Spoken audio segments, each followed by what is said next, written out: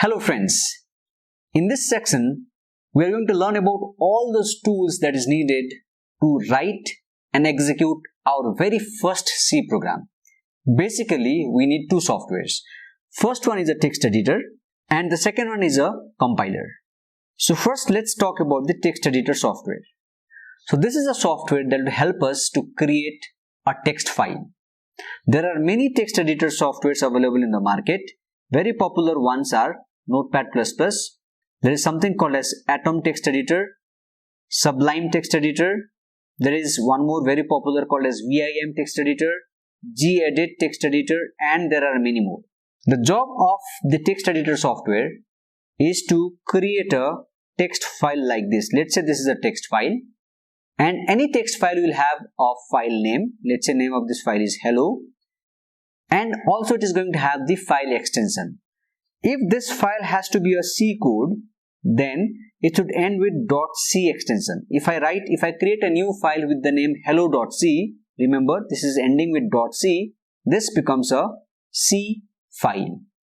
Alright, now in this file I can write instructions, or also called as the code. So this file is also called as the source code file. And all the instructions in this file should follow the C syntax. Now you may be wondering, what is this syntax all about? Syntax is nothing but the rules and regulations that we need to follow, that is laid down by the C standard. Now these are the rules that we need to follow while writing our source code file. So job of the text editor is to create a file like this. The text editor software will not be able to run or execute your source code. So in that case we need to have one more kind of a software called as a compiler. Now compiler is a software, or it's called as a system software. Obviously in this case we will be needing a C compiler, which will take this source code file as an input and it will generate the executable file as the output. Now executable file is a file that you can actually run, and by running this file we should be able to get our output. You cannot run the source code directly. The source code has to pass through the compiler, and if the compilation process is successful, it will generate the executable file which you can run and see your output. But sometimes, let's say you have not followed the rules properly and you have done some mistakes in your source code. In that case, the compiler will not generate the executable file, rather it will give you the error message. So now in that case we have to read down the error message, whatever is there in the message. Let's say it is saying that in line number 6 or line number 5 there is a problem, there is some syntax error, the rule violation is there. So in that case you have to go back to this file, make changes, proper changes, again compile it, and if there is no any mistake anymore, if there is no any error, then it will again generate the executable file, and then you can run this file to get your output.